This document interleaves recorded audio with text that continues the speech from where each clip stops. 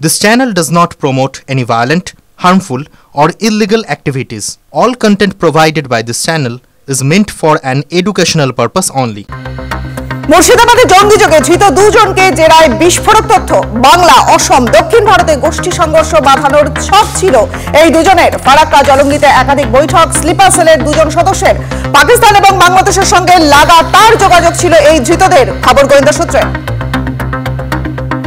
মুর্শিদাবাদে জঙ্গিযোগে ধৃত আব্বাসের কার্যকলাপ ভাবাচ্ছে গোয়েন্দাদের। মাদ্রাসা এবং সামাজিক মাধ্যমে মগজ ধোলাই করতেই ধৃত। মুর্শিদাবাদেরই জঙ্গি মডিউল বানানোর ছক কষছিল আব্বাস। হরিহরপাড়ার সঙ্গে মুর্শিদাবাদের বিভিন্ন এলাকায় নিজস্ব লিঙ্ক তৈরি করছিল ধৃত এই আব্বাস। লিঙ্কম্যান হিসাবে জঙ্গি গোষ্ঠীর সঙ্গে আব্বাসের যোগাযোগ ভাবাচ্ছে গোয়েন্দাদের। গতকাল তল্লাশিতে জেহাদি বইও উদ্ধার করেছেন তদন্তকারীরা। এই আব্বাস আলীর আগে নারী পাচার চক্রের সঙ্গে জড়িত ছিল দাবি করছেন গোয়েন্দারা। বারবার মালদা মুর্শিদাবাদকে ট্রানজিট রুট হিসেবে ব্যবহার করছে জঙ্গিরা। মুর্শিদাবাদে বারবার জঙ্গিযোগের ঘটনা ভাবাচ্ছে গোয়েন্দাদের। 2014 সালে খাগড়াগড়, 2018 সালে শামশেরগঞ্জ এবং 2019 সালে ডোমকল, রানীগড়, জলঙ্গি থেকে পুলিশের জালে ধৃত সন্দেহভাজন জঙ্গি। কেন মুর্শিদাবাদ হয়ে উঠেছে অপরাধীদের সেফ জোন, প্রশ্ন উঠছে। খাস কলকাতায় ফের অস্ত্র উদ্ধার হলো। এজিসি বোস রোডের একটি গেস্ট হাউসে এসটিএফ এর অভিযান চলল। উদ্ধার দুটি 9mm পিস্তল এবং 18 রাউন্ড কার্তুজ। গোয়েন্দাদের জালে দুজন ব্যক্তি, অস্ত্র আইনে মামলা রুজু করা হয়েছে। অস্ত্র কারবারের সঙ্গে যোগ দুজন অভিযুক্তের অনুমান করছেন তদন্তকারীরা।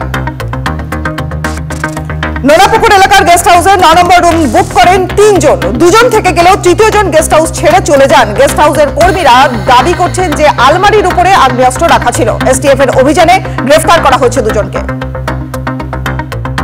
কি উদ্দেশ্য শহরে অস্ত্র সহ ভিন রাজ্যের যুবকেরা? বছর শেষে উৎসবের মৌসুমে বড় কোনো ছক ছিল কি দুষ্কৃতীদের, নাকি এ রাজ্যেই কোনো হ্যান্ডলারকে অস্ত্র সরবরাহের পরিকল্পনা ছিল?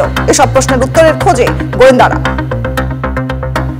জাল পাসপোর্ট নিয়ে সরগরম রাজ্য। এর মধ্যেই 55টা সিল ছাড়া পাসপোর্ট উদ্ধার টিটাগড়ে। পোস্ট অফিসের বাইরে বক্সের মধ্যে থেকে উদ্ধার হয় পাসপোর্টগুলি। ঘটনার দেখে চোখ কপালে পোস্ট অফিসের কর্মীদের, কারণ সিল ছাড়া 55টি পাসপোর্ট আসল না নকল তা নিয়ে ধোঁয়াশা টিটাগড় থানার পুলিশের। পাসপোর্ট জালিয়াতির জাল ছড়িয়ে কি জেলায় জেলায় 24 পরগনা, নদিয়ায় চক্রের রমরমা। নামজুলা, হাওড়া এবং হুগলিরও বহু পাসপোর্ট সেবা কেন্দ্র গোয়েন্দাদের রাডারে রয়েছে। ভুয়ো নথিতে কাজ হাসিল, আরো তথ্য তালাশ তদন্তকারীদের।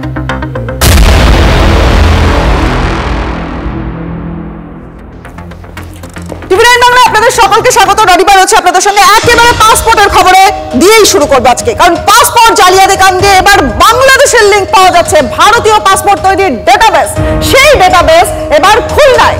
পাসপোর্ট জালিয়াতির কিংপিন সমরেশের সঙ্গে বাংলাদেশের যোগ। কথা বলবো আমাদের সহকর্মী সরাসরি সুপ্রিয় রয়েছেন আমাদের সঙ্গে। সুপ্রিয়, ভয়ঙ্কর তথ্য, পাসপোর্ট জালিয়াতি কাণ্ডে এবার বাংলাদেশের লিঙ্ক পাওয়া যাচ্ছে। আর কি কি তথ্য আছে তোমার কাছে?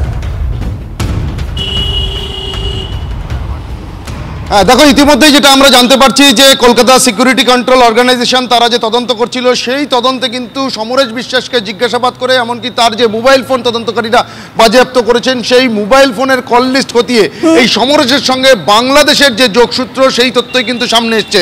এমনকি এই সমরেশ বিশ্বাস তার কিন্তু মাঝে মধ্যেই বলা যেতে পারে প্রায়শই বাংলাদেশে যাতায়াত ছিল। এমনকি এই সমরেশের যে জাল ভারতীয় পাসপোর্ট তৈরির যে চক্র, সেই চক্রের হয়ে বাংলাদেশেও বহু এজেন্ট ছিল। অর্থাৎ বাংলাদেশ থেকে কারা কারা অবৈধভাবে ভারতে আসতে চাইছেন এবং এখান থেকে ভারতীয় জাল পাসপোর্ট নিয়ে বিদেশে পাড়ি দিতে চাইছেন, সেই কাজ করার জন্য বাংলাদেশেও কিন্তু বহু এজেন্ট তার হয়ে কাজ করতে, এবং বাংলাদেশে বিভিন্ন সময় বিশেষ করে খুলনাতে যখন যেতেন এই সমরেশ, সেখানে গিয়েই তার এই সমস্ত এজেন্টদের সঙ্গে তিনি মিটিং করতেন এবং কতজন তারা আসতে চাইছেন বাংলাদেশ থেকে এদেশে, সেই তালিকা নিয়েও তাদের মধ্যে কথাবার্তা হতো এবং টাকার লেনদেন সংক্রান্ত বিষয়ে কিন্তু তাদের মধ্যে আলাপচারিতা কথোপকথন হতো।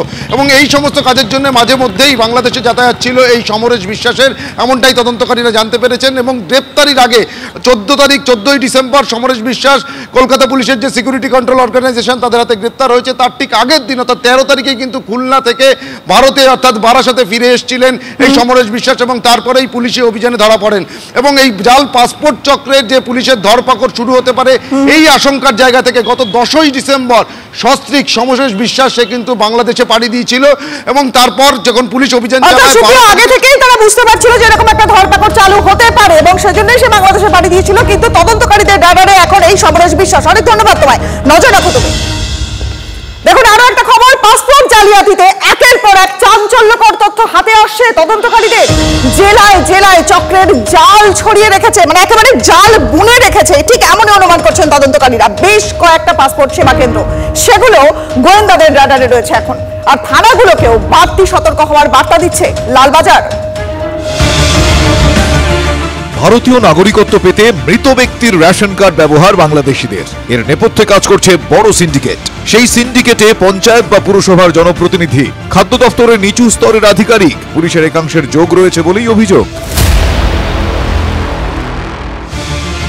কোন পথে চলছে জালিয়াতি? সূত্রের খবর,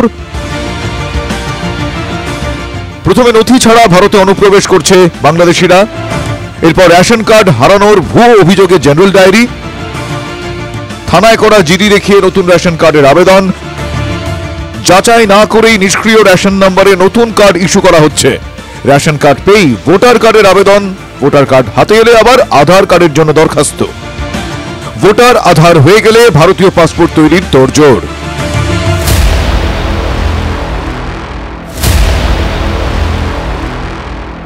মালদার এই পাসপোর্ট অফিসে যে কোনো সময় কোনো অনুপ্রবেশকারী বা জঙ্গি এসে যদি ঢুকে যায় এবং তাদের কাছে তাদের ডকুমেন্ট জমা দেয় পাসপোর্ট করানোর জন্য, সেই ডকুমেন্ট জাল কি জাল নয়, আসল নাকি নকল, তা তারা বুঝে উঠতে পারবেন না। কারণ সেই খতিয়ে দেখার যে পরিকাঠামো থাকার কথা, সেই পরিকাঠামোই তাদের নেই।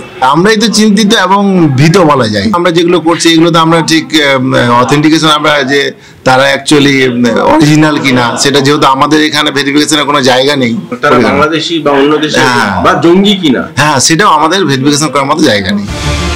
সূত্রের খবর, শেষ 5 বছরে জাল নথি দিয়ে প্রায় 3000 ভারতীয় পাসপোর্ট ইস্যু হয়েছে।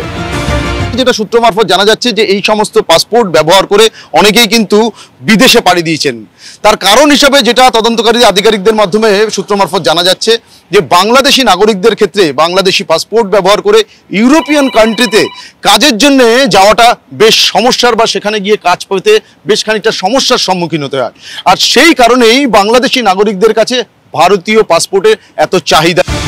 ইতিমধ্যেই ভুয়ো পাসপোর্ট তৈরি চক্রের এক মাথা সহ কয়েকজন গ্রেফতার হয়েছে। তাদের জেরা করে তদন্তকারীরা জানতে পেরেছেন 2 চব্বিশ পরগনা ও নদিয়ায় এই চক্রের রমরমা। নতুন করে নাম জড়িয়েছে হাওড়া ও হুগলির। এই জেলাগুলির ডাক বিভাগ, পাসপোর্ট সেবা কেন্দ্র এবং ডিআইবি অফিস তদন্তকারীদের নজরে। কলকাতাতেও একাধিক ভুয়ো পাসপোর্ট চক্র ছড়িয়ে রয়েছে বলে অনুমান। সেই চক্রের সাহায্য নিয়ে একদিকে যেমন বেআইনি অনুপ্রবেশকারীরা তারা ভারতে আসছেন, তারা বিভিন্ন জায়গায় যাচ্ছেন, এই অভিযোগও যেমন উঠছে, পাশাপাশি বিভিন্ন ক্রিমিনাল সিন্ডিকেট বা অপরাধীরা তারাও কিন্তু এই ভুয়ো পাসপোর্ট ব্যবহার করে অপরাধ যেমন করছে, অপরাধ করার পাশাপাশি গা ঢাকা দেওয়ার ক্ষেত্রেও এই ভুয়ো পাসপোর্ট তারা ব্যবহার করছে। চক্র সর্বত্র। এই দালাল চক্রের সঙ্গে সরকারি দল, সরকারি অফিসার, প্রশাসন মিলেমিশে চুরি করছে।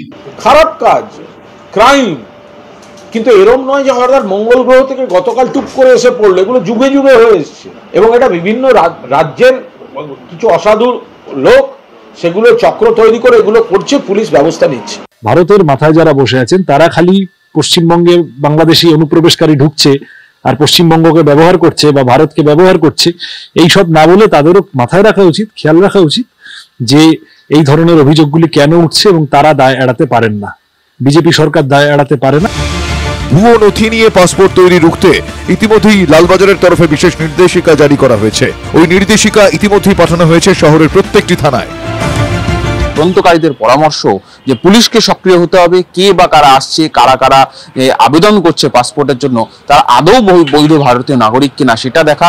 একই সঙ্গে খাদ্য দপ্তরে যে ঘুঘুর বাসা রয়েছে সেই দালাল চক্র ভেঙে দেওয়া এবং জনপ্রতিনিধিদেরকেও যথেষ্ট সক্রিয় হতে হবে যে কাদেরকে রেসিডেন্সিয়াল সার্টিফিকেট দিচ্ছেন। বর্তমান বাংলাদেশের অশান্ত পরিস্থিতির কথা মাথায় রেখে অনুপ্রবেশ আটকাতেই পুলিশের এই তৎপরতা বলেই মনে করা হচ্ছে। Bureau report, TV9 Bangla.